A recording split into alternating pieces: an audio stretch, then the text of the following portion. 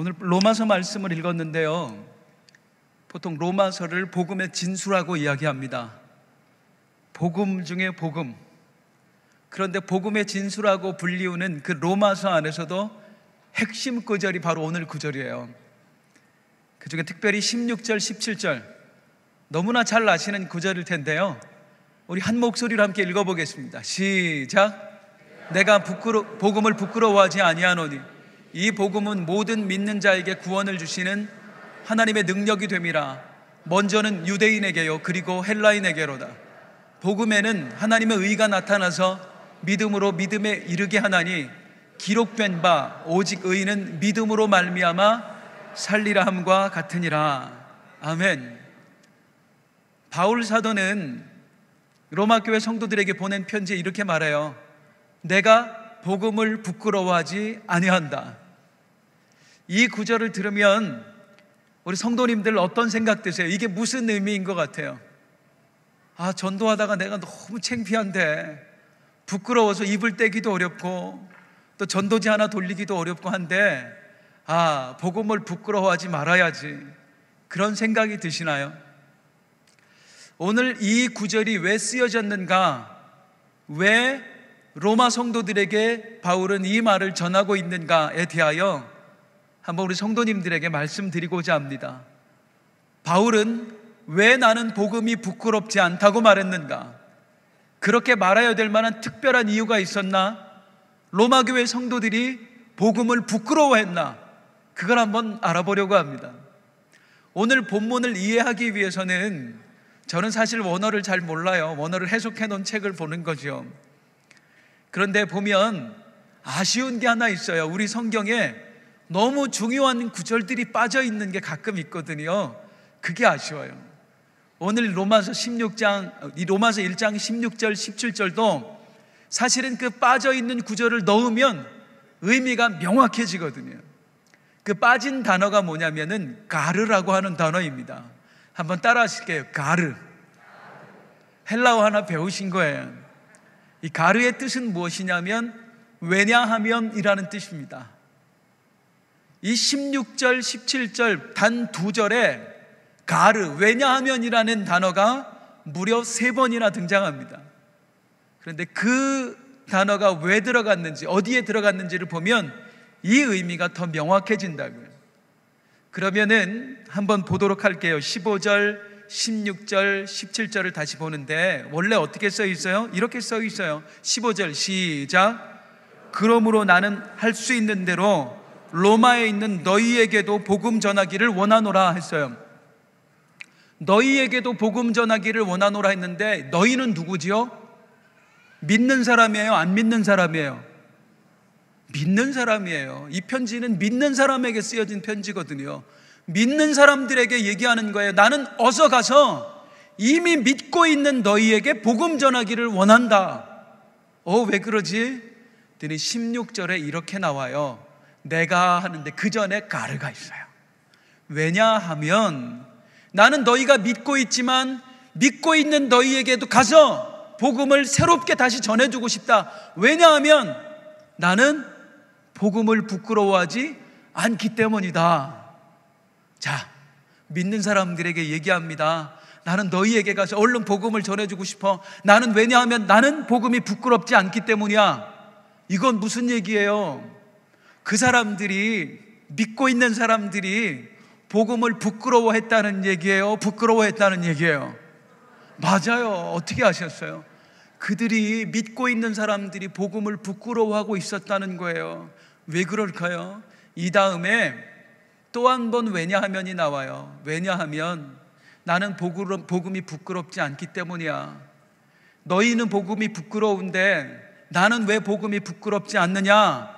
왜냐하면, 이게 또 나와요 여기서. 왜냐하면 이 복음은, 믿는 너희에게 가서 다시 내가 전해주고 싶은 이 복음은 모든 믿는 자에게 구원을 주시는 하나님의 능력이 되기 때문이야. 그런데 너희는 이걸 못 믿고 있는 것 같아. 그래서 복음을 부끄러워하는 것 같아. 성도들이여, 그래서 제가 가서 너희에게, 여러분에게 이 복음 전하기를 원합니다 하는 거예요. 그리고 나서 17절에 왜냐하면이 또 한 번 나와요. 하나님의 능력이 되기 때문입니다. 왜냐하면 이 복음은, 진짜 복음은, 하나님의 복음은 하나님의 의가 나타나서 믿음으로 믿음에 이르게 하기 때문입니다 라고 설명하고 있는 거예요. 그러면 이상하잖아요. 왜 믿는 사람들이 복음을 부끄러워하고 있을까요? 왜 저들이 바울의 마음을 아프게 하고 있을까요? 그 힌트가 되는 구절이 맨 마지막에 나오는 구절입니다. 기록된 바 오직 의인은 믿음으로 말미암아 살리라 함과 같으니라. 바울이 이 성경 구절, 구약에 나온 성경 구절을 인용했어요. 이걸 인용하면서 여러분 복음을 부끄러워하지 마세요. 내가 가서 능력이 되는 그 복음을 다시 전해드리겠습니다. 이 복음이 얼마나 위대한지를 알려드리겠습니다. 자, 이 성경 구절에 인용된 여기에 인용된 성경 구절과 로마 교회 성도들의 삶의 상황과 뭔가 연관이 있다는 거 아니겠어요? 자, 이 성경 구절이 어디서 인용된 구절인가? 하박국이에요. 하박국 2장 4절에 보면 함께 읽어볼게요. 시작. 보라, 그의 마음은 교만하며 그 속에 정직하지 못하나 의인은 믿음으로 말미암아 살리라. 하박국 당시에 이스라엘의 상황은 이러했습니다. 그 당시에 이스라엘, 유다는 완전히 멸망했어요. 그래서 바벨론의 포로가 되었어요. 오늘 낮에 잠깐 말씀드렸지만 바로 그 당시의 이야기들이에요. 그래서 하나님을 믿는 백성들이 어떤 생각을 했느냐? 우리는 선민인데, 우리는 유일하신 하나님 여호와를 믿는 사람들인데 왜 우리나라가 망해야 되는가? 믿지 않는 이방 백성들은 저렇게 잘 사는데, 저들은 강력한 무기로 우리를 짓밟고 우리를 포로로 다스리고 있는데 왜 하나님을 믿는 우리들은 이렇게 힘들어야 되는가? 어려워야 되는가? 그래서 그 당시의 사람들은요, 하나님 믿는 걸 부끄러워했어요. 그때 하박국 선지자가 하나님의 말씀을 전한 거예요. 의인은 믿음으로 말미암아 사느니라. 로마 시대에도, 바울이 지금 로마서를 쓰고 있는 이 시대에도 사실은 같은 일이 벌어지고 있는 겁니다. 당시의 기독교인들, 이제 처음으로 예수님을 믿기 시작한 사람들이 생겨났어요. 그런데 엄청난 핍박이 시작이 된 거예요. 당시 로마의 클라우디우스 황제가 엄청나게 그리스도인들을 핍박을 했습니다. 그래서 당시에 로마에 살던 그리스도인들이 다 피난을 갔어요. 목숨을 보지하기 위해서. 그때 로마에 살다가 피난 갔던 사람들, 그 중에 대표적인 사람들이 브리스길라와 아굴라 같은 사람들이에요. 그런데 정책이 조금 완화가 되었습니다.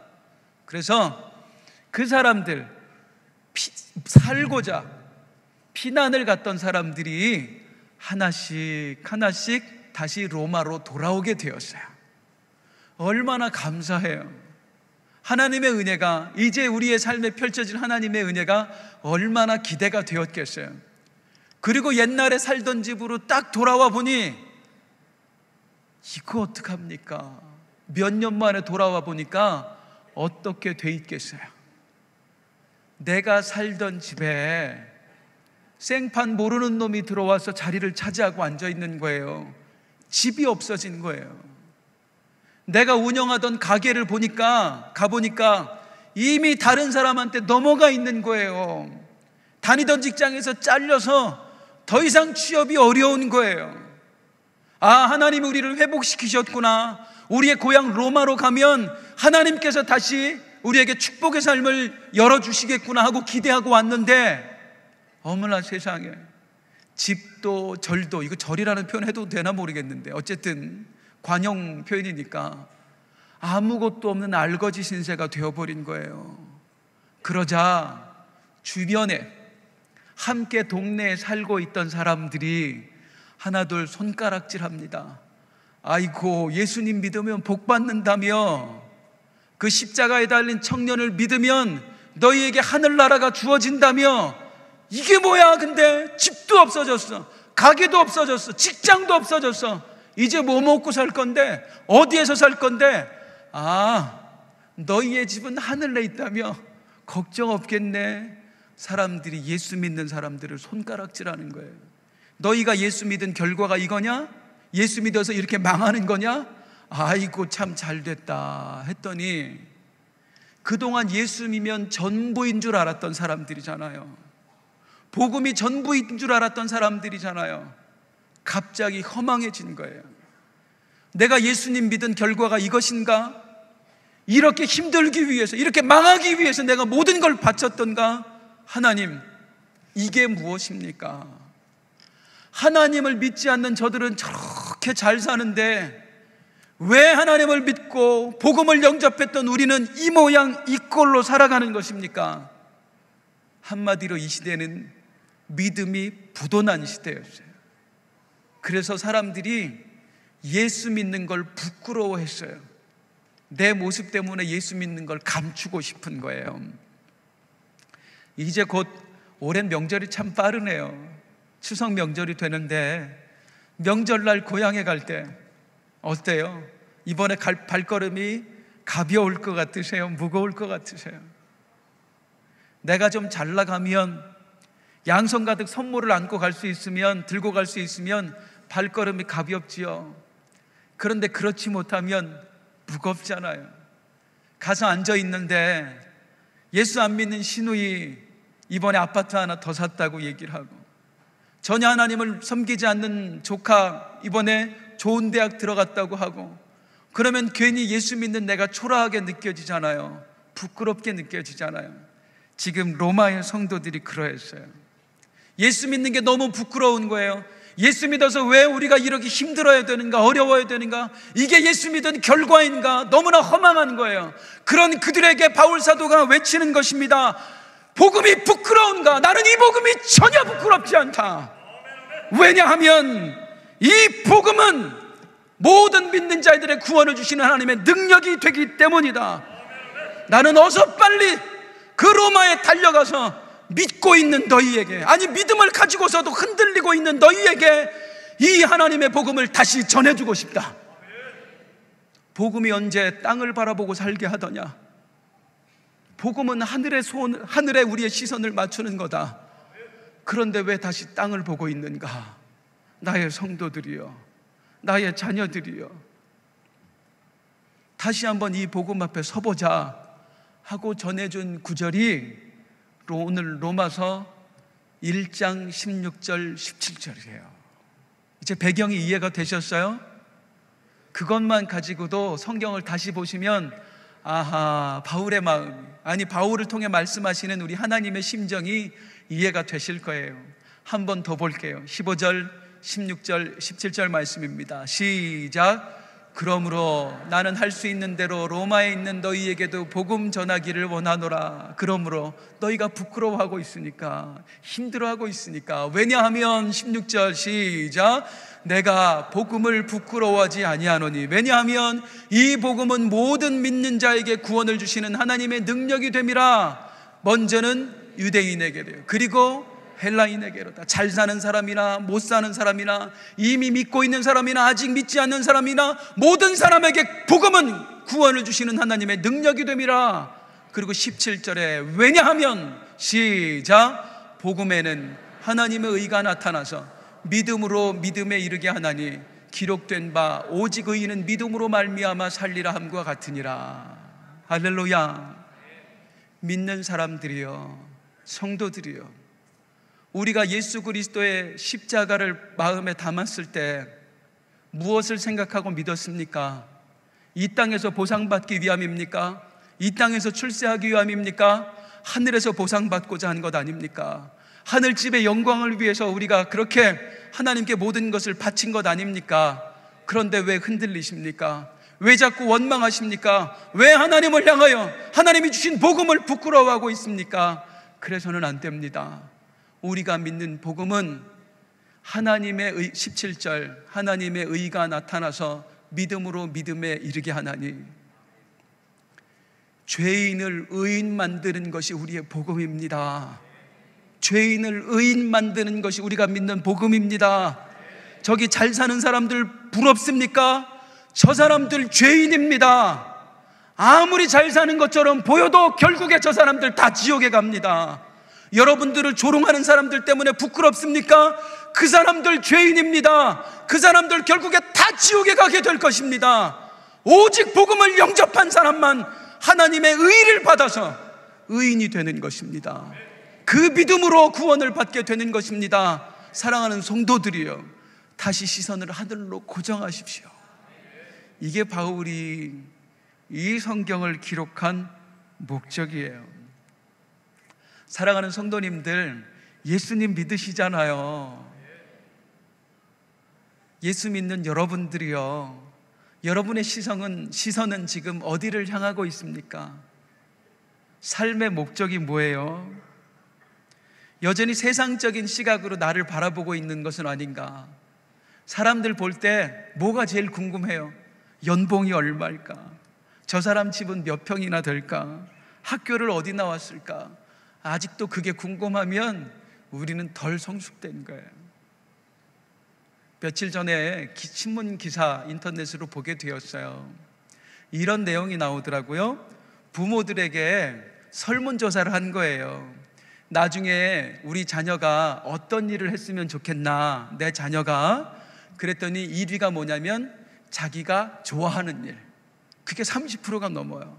자기 취미, 자기 특기, 자기가 해서 행복한 일을 했으면 좋겠습니다 하는 게 거의 대부분이에요. 내가 원하는 거, 뭐 나중에 잘 살았으면 좋겠다, 돈 많이 벌었으면 좋겠다, 뭐 출세했으면 좋겠다 하는 대답은 10%도 안 되더라고요. 그런데 이제 그 다음에 구체적으로 직업은 어떤 거였으면 좋겠습니까? 했더니 1위가 공무원, 2위가 의사, 3위가 변호사, 뭐 그렇게 나와요. 우리가 속고 있다는 거예요. 부모들도 자기 나름대로는 내 아들은 나처럼, 내 딸은 아둥바둥 사는 게 아니라 자기가 좋아하는 일 했으면 좋겠어. 자기 취미 생활 즐기면서 자기 특기, 그런 일 했으면 좋겠어. 이게 내 마음인 줄 알아. 그런데 구체적으로 이렇게 들여다보면 실상 내가 원하는 건 평안한 삶이에요. 공무원이고 의사고 변호사고 그런 거 원하는 거예요. 우리 그리스도인이 그렇지 않은가? 그 기사를 보는데 저도 제 자식들을 보면서 내 자식들이 믿음으로 잘 살게만 하면 좋겠다. 얘들이 다른 것 없어도 하나님께 인정받는 아들이었으면 좋겠다. 평소에 그렇게 생각하거든요. 그게 진짜 내 마음인 줄 알았는데 가만 보니까 직업은 뭐였으면 좋겠나? 내가 여기다 뭘 쓸 수 있을까? 선교사? 아무것도 없어도 괜찮아. 그런 건 내가 쓸 수 있을까? 자신이 없더라고요. 자신이 없더라고요.